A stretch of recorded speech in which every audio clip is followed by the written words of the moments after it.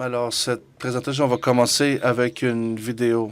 More formally, I'm Dr. Robinson. I hold a PhD in applied mathematics and theoretical physics. I began my career as a research scientist working in computer networking. In August of 2012, I was at Meech Lake with my canoe, my granddaughter Layla, and my daughter Zoe, and my darling wife. Thought you were going to forget me. Go on. We were sitting on the side of the lake, enjoying the day and the company, when I was struck with a massive stroke. Fortunately, my daughter Zoe had taken a CPR. CPR program, and she was able to interpret the signs my body was making, and suspecting that I'd had a stroke, she went to talk to the lifeguard, who made arrangements to have an ambulance come. I'd had a massive stroke.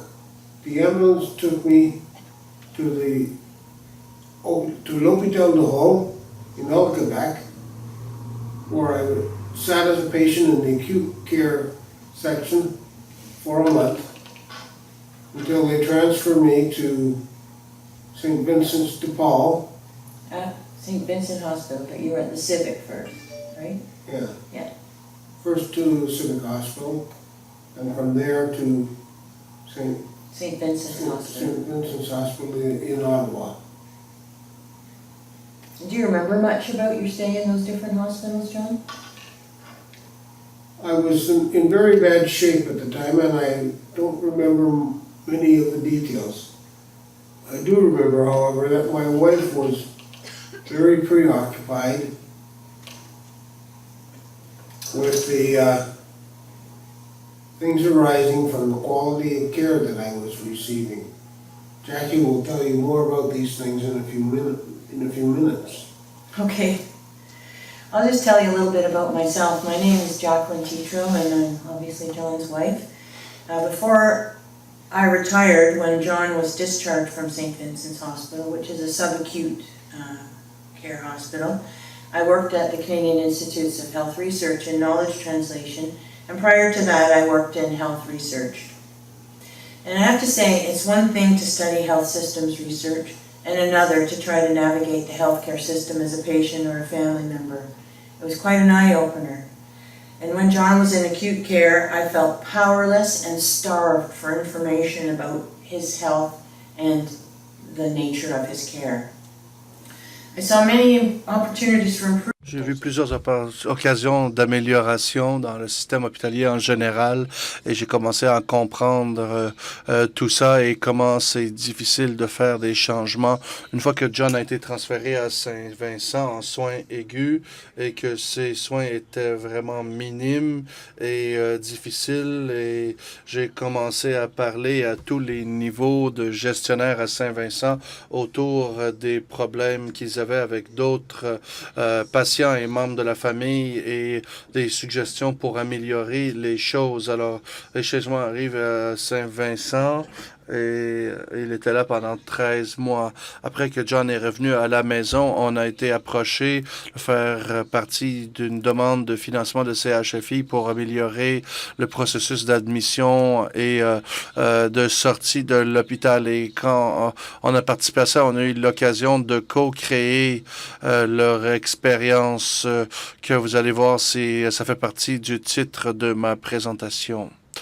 Alors, notre rôle dans notre collaboration avec Saint Vincent, c'est de ça qu'on veut parler. C'est le rôle quand je me pose des questions sur la collaboration entre les patients, les familles et les prestataires de soins de santé au niveau de fournir les soins. Notre rôle était de raconter notre histoire à différents groupes. Et notre histoire, c'est une histoire de soins adéquats et non adéquats qu'on a reçus, et le processus de sortir de l'hôpital et ces transitions de Une instance de santé à une autre, s'il y a des points faibles dans notre système là-dedans. Et on a parlé à plusieurs groupes. Elizabeth Willer, qui est l'organisation qui travaille avec Saint-Vincent et d'autres groupes et prestataires de soins de santé. Et je leur parle un peu de mes expériences difficiles qu'on a vécues à ces points de transition. Et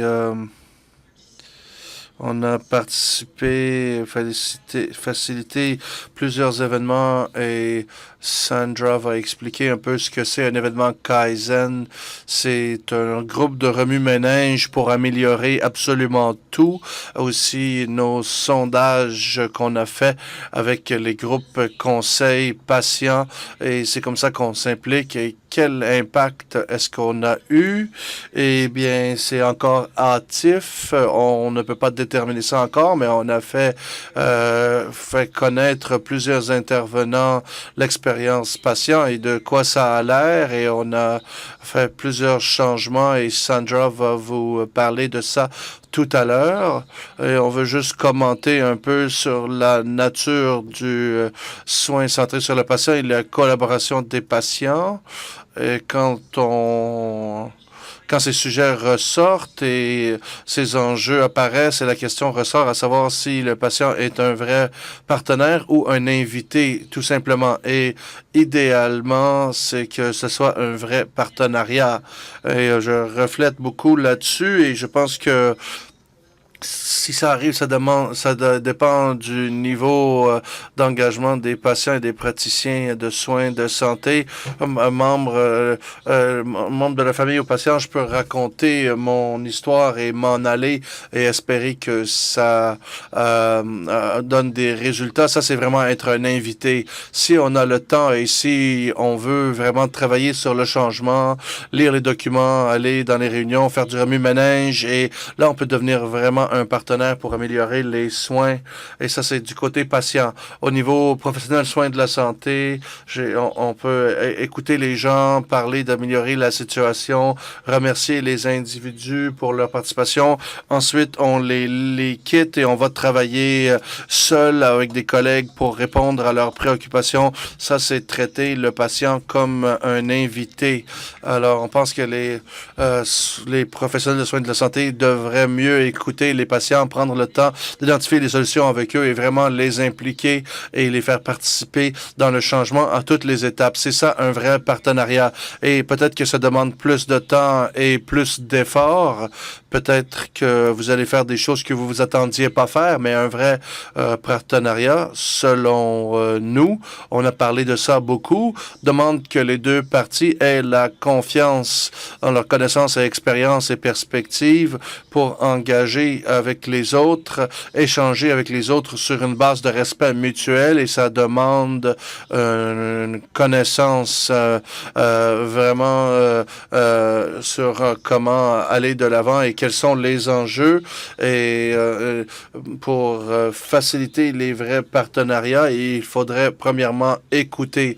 Deuxièmement, ne soyez pas défensif. Et troisièmement, ne parlez pas en acronyme. C'est intimidant. 4, apprendre comment identifier les enjeux qui touchent aux patients et mon expérience dans des comités et les patients racontent leur histoire et souvent on ne voit pas leur histoire dans le contexte de soins de santé où ils se trouvent et c'est aux professionnels de soins de la santé de leur permettre d'avoir un peu de perspective et s'imaginer comment les choses pourraient changer.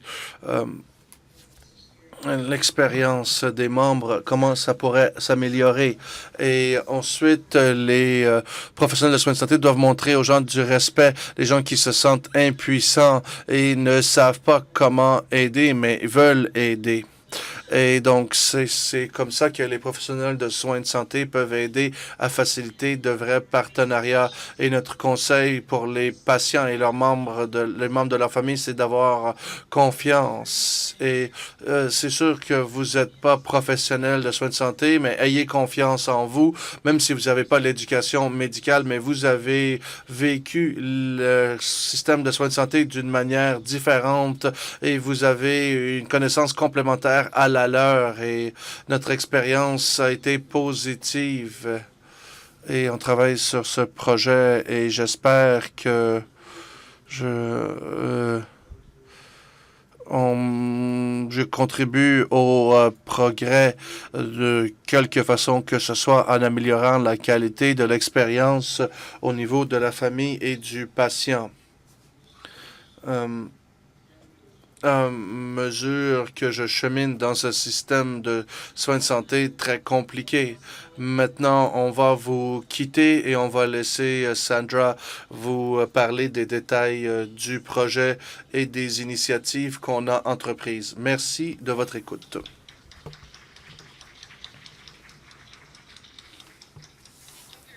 Merci beaucoup de nous avoir invités à présenter ce qu'on fait chez Brière. On est très heureux d'être ici. Je dis toujours que les étoiles étaient alignées le jour où on a eu l'annonce qu'on a fait partie de la collaboration avec la Fondation canadienne d'amélioration des soins de santé parce que ça a vraiment accéléré notre capacité à avancer avec plusieurs initiatives pour regarder certaines choses qui représentaient des occasions sur lesquelles on veut travailler. Alors, pour nous donner de la structure, de l'éducation, du coaching, des conseillers pour améliorer la qualité. Ça a été une très belle expérience pour nous chez Brière.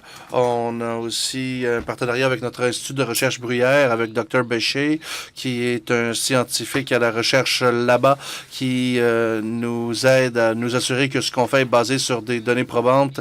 Elle fait des études pour nous assurer que ce qu'on fait est basé sur des données probantes, basées sur de la recherche scientifique. Excellent. Thank you.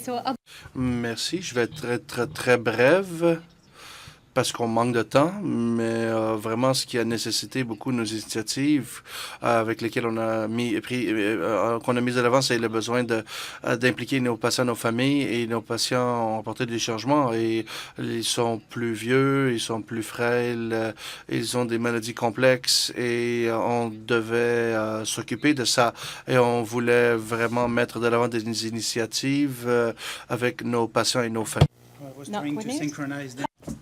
J'allais synchroniser les diapos. Ah bah c'est très bien, merci. Alors, parmi les choses qu'on fait, c'est qu'on invite les patients et leurs familles à travailler à la conception. On fait tout pour en faire des partenaires à plein titre. Et nos partenaires, justement, ont été extraordinaires, très honnêtes, et nous ont permis de voir les problèmes et les occasions.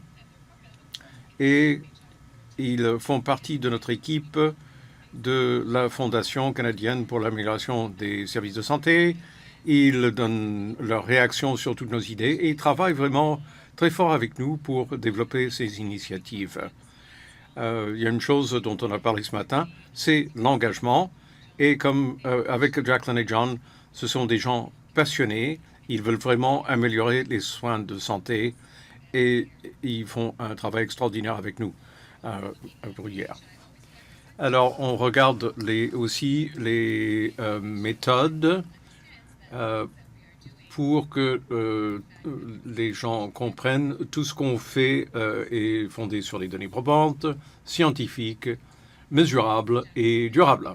Et comme Jacqueline a mentionné, nous organisons des événements Kaizen. Dans le cadre de notre projet FCSSS, nous avons ajouté des initiatives au niveau des soins au chevet. Nous avons découvert, par exemple, que la transition entre les soins intensifs et les services habituels sont un peu rapides. Les gens ont l'impression d'être brusqués. Ils ont trouvé que même si les évaluations se faisaient rapidement, l'ambiance n'était pas très accueillante. Alors, à partir d'une rencontre à Kaizen, on a développé un programme d'ambassadeurs d'accueil. Et nous avons des bénévoles qui accueillent des personnes nouvellement admises, ils répondent aux questions et ils font faire le tour non seulement de l'unité, mais de tout l'hôpital. Et ce que nous découvrons, c'est que les gens quittent l'unité et s'intègrent à l'ensemble du milieu. Et nous apprécions beaucoup le travail de nos bénévoles. Le taux de succès est de 100%. Alors, est-ce que vous êtes senti bien accueilli à l'hôpital quand on pose cette question aux patients? C'est oui dans tous les cas. Et il y a eu une présentation à l'ensemble de notre centaine d'employés. Et les employés sont venus demander d'être des ambassadeurs bénévoles.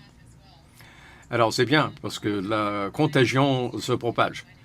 Alors, nous avons un groupe de travail avec Ron et Marion Whiting qui nous éclaire sur le processus de congé d'hôpital.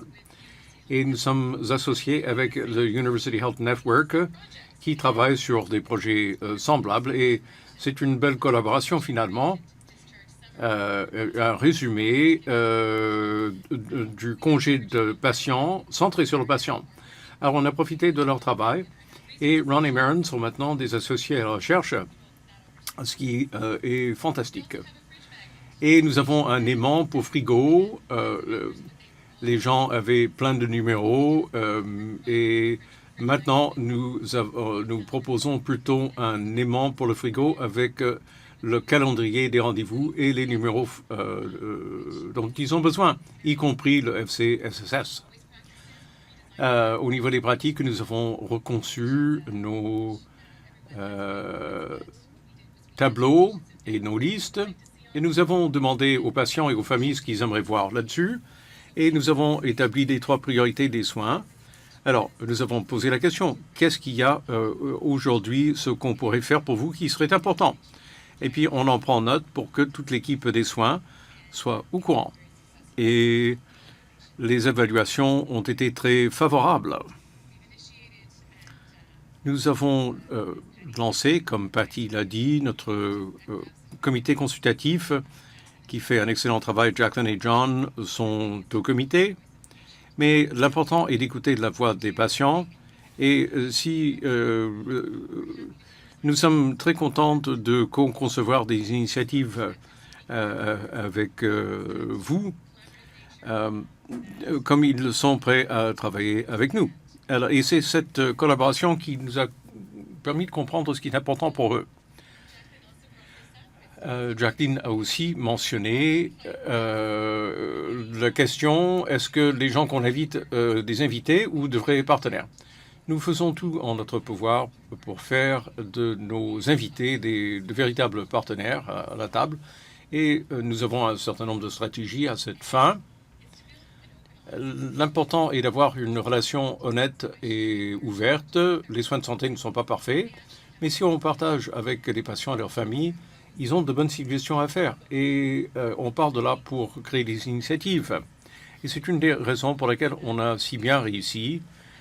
En tant que fournisseur, les initiatives ne sont pas pour nous-mêmes, mais pour nos patients et leurs familles. Assurez-vous que ce que vous faites peut être concrétisé. Et finalement, je terminerai là-dessus. Vous les invitez à la table, vous leur demandez leur avis. On sort de avec quelque chose à la fin. Et là, il faut travailler là-dessus, à partir de l'idée et son développement jusqu'à l'évaluation, pour qu'ils sentent qu'ils ont réellement participé. C'est un voyage des plus enthousiasmants. On en est au début, mais j'ai hâte de voir ce que ça va donner à l'avenir. Merci.